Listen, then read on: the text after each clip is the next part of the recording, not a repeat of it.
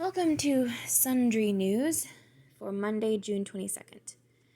We begin with the Daily Wire. Yay! I got the Daily Wire email today. Man brutally beats Macy's employee, claims he was called N-word. Macy's responds, it is clear this attack was unprovoked. Yeah, even if somebody insults you, it's really not usually okay to beat somebody brutally. AOC boasts that Trump's Tulsa turnout was sabotaged by Zoomers who got fake ticket reservations. Okay. New York City Museum taking down statue of President Theodore Roosevelt. Seriously? 1 dead, 11 wounded in Minneapolis mass shooting. So they're taking it down before the riots can come and tear it down? Is that it? That's pure cowardice. 1 dead, 11 wounded in Minneapolis mass shooting. Berlin authorities intentionally placed children with pedophiles for 30 years as part of experiment, German media says. Holy crap. What?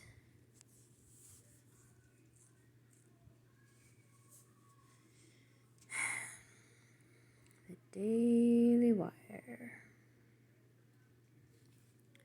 German psychology professor Helmut Kentler reportedly conducted an experiment starting in the 1970s that intentionally placed homeless children in homes with pedophile men because he thought that the men would make loving parents. A study conducted by the University of Hildesheim has found that authorities in Berlin condoned this practice for almost 30 years. The pedophile foster fathers even received a regular care allowance, German government-funded public broadcaster DW News reported. Helmut Kentler, 1928 to 2008, was in a leading position at Berlin's Center for Educational Research. He was convinced that sexual contact between adults and children was harmless. Oh. DW, which is short for Deutsche Welle, noted that Berlin's child welfare services and lawmakers turned a blind eye to the illegal program. Researchers at Hildesheim University began investigating the program and found a network across educational institutions where pedophilia was accepted, supported, defended. A first report on the Kentler experiment was published in 2016 by the University of Göttingen, DW News added. The researchers then stated that the Berlin Senate seemed to lack interest in finding out the truth. Now, Berlin authorities have vowed to shed light on the matter. In a separate report, DW News highlighted men who have come forward to tell their stories about how they were sexually abused by the pedophiles that they were placed with as children. Just men? Where are the women? DW News reported that in the 1960s there were segments of the German population who did not view sex with children as wrong. Instead, Kentler was one of the driving forces behind the idea that society should adapt to and embrace pedophilia, particularly in Germany. So these days we do have history repeating itself. That's my theory. History always repeats itself. It's always a cycle. DW News reported, today it is clear that he was nothing less than a matchmaker for pedophiles, but for a long time he was widely viewed as a visionary and one of Germany's most prominent sexologists, or sex experts. His books on education sold well, and he was a popular expert and commentator on radio and TV. His theory of emancipating sexual education was based on the premise that children are also sexual beings who have a right to express their sexuality. Liberating children's sexuality from repressive moral strictures would help to unleash energies that would in turn lead to political protest and the true democratization of German society that Kentler believed was still necessary. During the late 1960s, a new young generation of Germans began to ask what exactly their parents and grandparents had got up to during the Nazi Third Reich. All traditional and authoritarian moral values were subjected to critical scrutiny. The utopia of a free and unshackled society was shared by many. In this potent mood of social liberation, the previously unthinkable became thinkable. It was suddenly acceptable, it seemed, for pedophiles to indulge their sexuality with young children. Researchers say that the German authorities are not sure how many children were intentionally placed with pedophiles. We don't know how many children or young people were actually affected, Teresa Nentwig, a research fellow at Göttingen University's Institute for Democracy Research, said. Nor do we know how old they were, whether the foster fathers were judged to be pedophiles or ephebophiles, those with a sexual taste for older adolescents, or when the fostering project formally ended. I don't believe that all of these things can still be determined.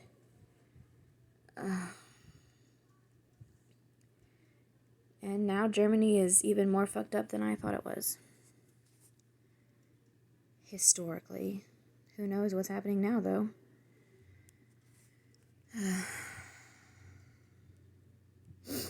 Ads. Bunch of ads. How to permanently fix bad posture. New device. Next is the Daily Yahoo. Brought to you by Yahoo News. Billionaire who paid off Morehouse student loans. I still experience racism. Vista Equity Partners chairman and CEO Robert F. Smith said, "It affects every black person in America. I still feel it today, and it's disturbing." Just because you feel it doesn't mean it's actually happening. I'm just saying. The lies go so deep. There is no guarantee that you can trust even your own perceptions because of how trained you are. Tallahassee police say suspect confessed to kidnapping and killing student 19 and volunteer 75. Aaron Glee Jr. said he imprisoned one of the victims, Oluwatoyin Salau, for days in his home and sexually assaulted her, according to court documents. Okie dokie. Team Trump says it was a COVID testing joke. His own health officials aren't laughing. White House officials and President Donald Trump loyalists tried on Sunday to walk back remarks he made over the weekend, in which he told rallygoers that he had asked officials to slow COVID-19 testing so as to decrease the number of confirmed cases in the city. Sounds like a joke. Probably was a joke. Some people just can't take a joke. Police. Cell phone pings helped locate missing Idaho children's remains. New court documents shine a light on the role that Lori Vallow's now deceased brother, Alex Cox, may have played in her children's disappearance. John Bolton scorches Donald Trump in ABC interview, but gives puzzling answer to a key question. Why not speak up earlier? ABC News devoted a primetime hour to an exclusive interview with John Bolton, Donald Trump's former national security advisor, and they could not have asked for a better way of promoting the sit-down. It was tied to the pending release of Bolton's book, The Room. Blah, blah, blah. The Federalist fighting back against Google after threats to block it from using Google ad platform. The Federalist senior editor Chris Bedford joins John Scott with insight from Fox News videos. Featured. New podcast. Children's stories read by famous voices. I wouldn't trust any children's stories read by famous voices promoted by Yahoo.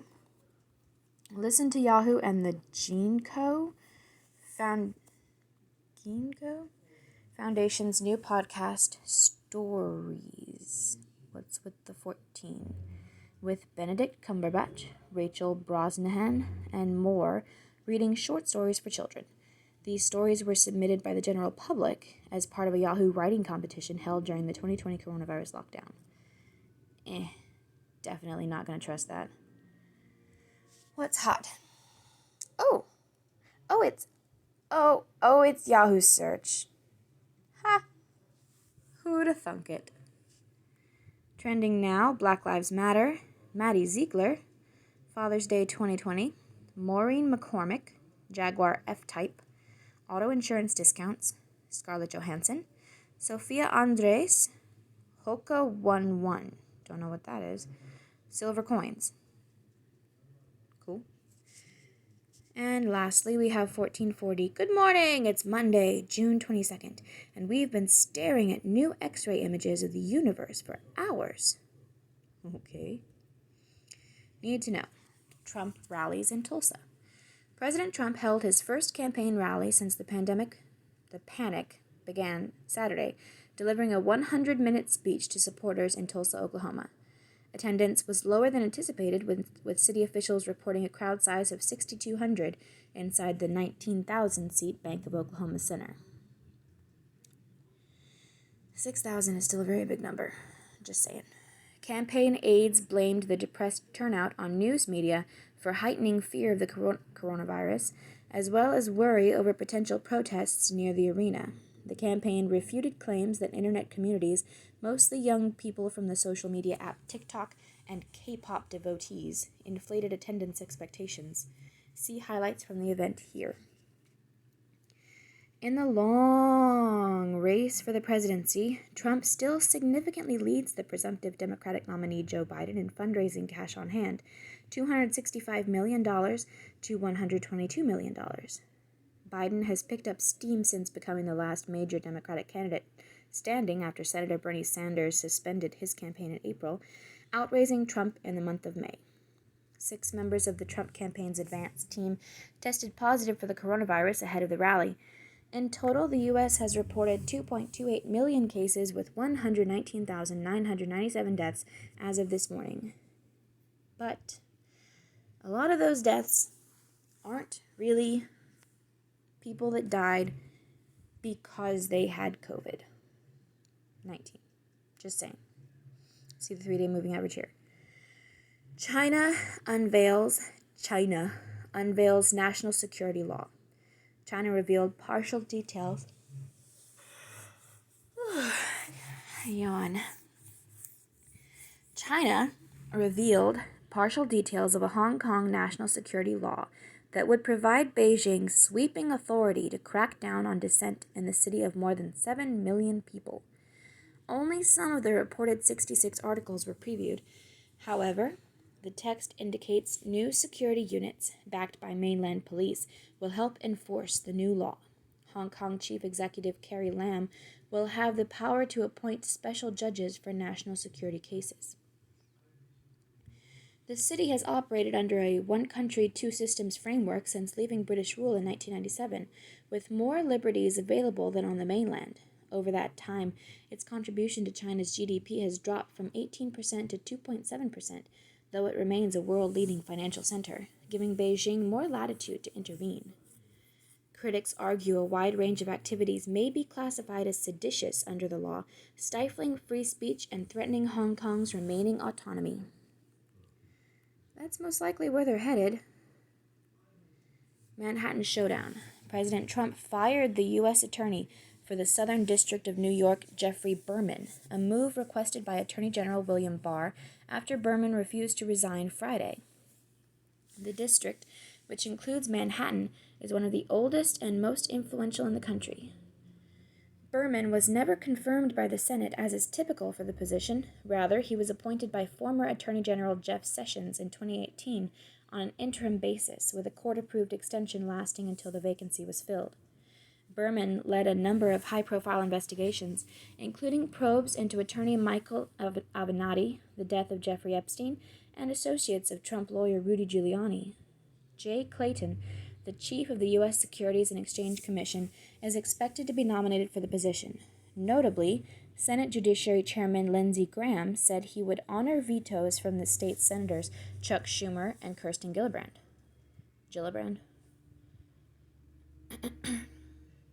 Okay. Read Berman's dismissal letter here. In the know. Sports, entertainment, and culture. Malala Yousafzai, winner of the 2014 Nobel Peace Prize, graduates from Oxford University 8 years after being shot by Taliban for championing female education. Tis the Law becomes the first New York-bred horse to win the Belmont Stakes since 1882. That sounds like a rapper name. 2020 MLB season negotiations continue as a players' vote is pending on the league's 60-game season proposal. AMC and Regal, the largest theater chains in the U.S., reverse earlier policies and will now require face masks regardless of local regulations. Oh, brother. Fear-mongering. That's what you're doing. You are fear-mongering. Science and technology. Space telescope captures first 360-degree X-ray image of the universe. Map identified more than 1 million X-ray sources, roughly equal to the past 6 decades of X-ray astronomy. See images here. Apple's Worldwide Developers Conference begins in online-only format today due to the coronavirus panic. See expected software and product announcements here. I don't give a crap about Apple. Crapple. Some synthetic compounds form concentrated droplets upon entering cells, preventing effective treatment. Find overturns common assumption that drugs spread evenly may have significant impact on cancer drug delivery. Business and markets. Treasury Department and Small Business Administration will disclose names and information of companies that took Paycheck Protection Program loans over $150,000. Why? Major cruise lines suspend all departures out of U.S. ports through September 15th amid panic. A government-imposed no-sale order expires July 24th. Shares of German financial technology company Wirecard plunge 50%. CEO steps down as company continues search for $2 billion in missing cash. Oh my. Okay, that explains the shares going down so much. Missing cash, $2 billion in missing cash. Holy crap. Politics and world affairs. 3 people killed, 3 more injured in stabbing attack in Reading, England. Officials say the attack was terrorism-related. 1 victim reported to be American.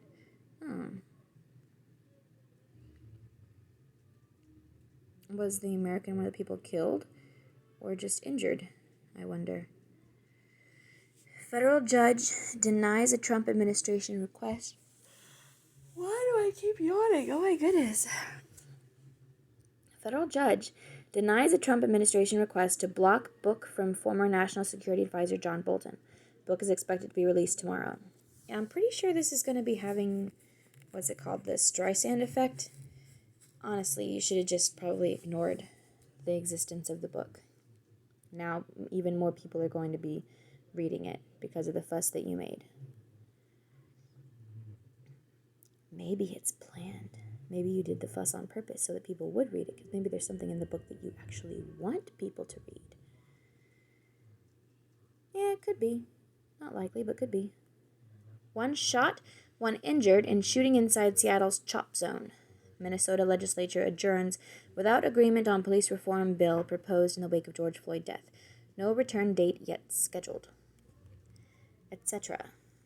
Archaeologists uncover 4,500 man-made shafts linked to Stonehenge. Cool. This amazingly comprehensive map lets you tour America like a local. Okay. The photos from the weekend's Ring of Fire solar eclipse. From our partners, this company is reinventing men's skincare with simple, personalized products that work. Sign up now for their 30-day complete trial set for only $37. #ad. Well, what's it called? I don't know why they don't include the name in the etc. ad. Geology. Okay. That's the name. There you go. 20% of the world's ocean floor is now mapped. 20%. That's a pretty small number. Listen to Beyonce's new Black Parade dropped on Juneteenth. No, thank you. And the first trailer for the Hamilton movie was released last night. No, thank you. Why sports stadiums are being filled with cardboard cutouts. Well, I imagine it's a psychological thing. Soap bubbles are the new bees. What? What? Soap bubbles are the new bees. Are soap bubbles being used to pollinate flowers? Okay, this just sounds too weird. If we can't save bees, soap bubbles with bees in short supply, soap bubbles could assist with pollination.